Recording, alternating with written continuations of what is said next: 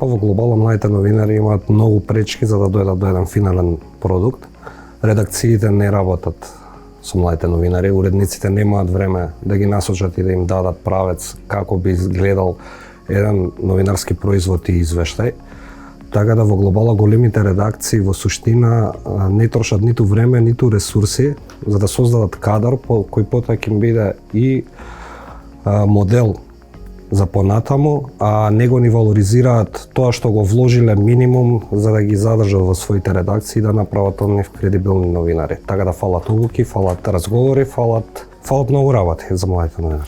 Rjetëzimi me gazetar të ri është gjithmonë shumë i nevojshëm, jo vetëm me tri, por edhe me gazetar në përgjithësi, sepse puna jo na kërkon që ne të kemi kontakte të vazhdueshme, edhe të kemi persona të cilët mund të drejtohemi kur punojmë një temë ose një tjetër. Kështu që ky kamveror na ka mundësuar që të njihemi me njëri tjetrin dhe në rast nevoje gjithmonë të kemi një rjetëzim mes vetë neve në mënyrë që ta lehtësojmë punën tonë të përditshme.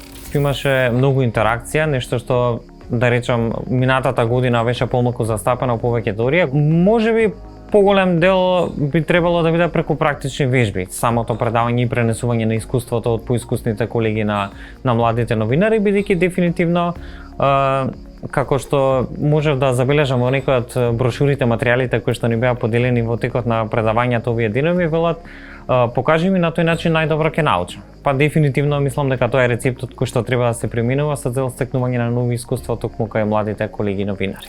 Најмногу ми се допадна тоа што многу зборувавме за медиумите во дигиталната ера, се посвети внимание на доста нови алатки, мислам дека сите имавме прилика да научиме доста. Овде е секако и дружбата, запознавање со новинари, уредници и сето тоа ќе ни биде само од корист во иднина.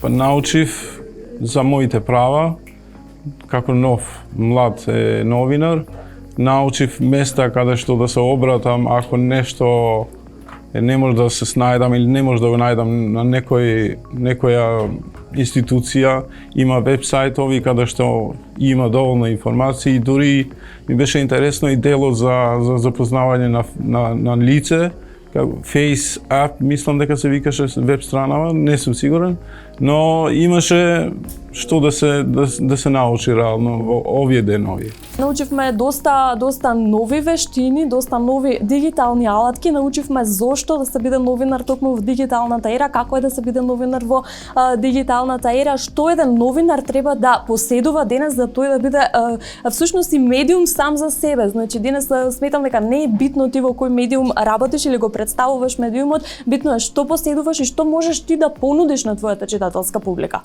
Kemi mësuar më tepër ajo që mua më ka lënë përshtypje të paktën, përdorimi i mjeteve digjitale, mjeteve moderne, sidomos ku të gjejmë informacionin e duhur, praktika nga shtetet e jashtme, kemi mësuar se si bëhet gazetaria hulumtuese në vendin ton, sidomos përdorimi i mjeteve moderne teknologjike është bërë më përditshmëri edhe nevojë e kohës që ne të jemi të përditësuar, nëse mund të them, të dim të përdorim video, të dim të përdorim montazh, të dim të përdorim mjete të tjera të cilat në jetën tonë të përditshme janë nevojë edhe e punës tonë, po edhe e kohës tonë. Kemi mësuar për të drejtat e gazetarëve, kemi mësuar ku të drejtohemi nëse na thehet ndonjë e drejtë, na shkelet më mirë thënë ndonjë e drejtë e punës, kështu që poshtë lart këto janë tema që kemi diskutuar.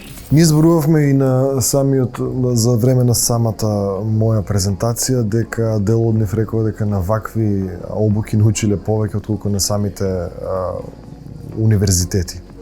Тоа е факт, меѓутоа е жален факт. Овие обуки треба само да бидат дообразование, кое што ќе го следи трендот, заради тоа што новинарството и новинарите никош не престануваат со својата едукација.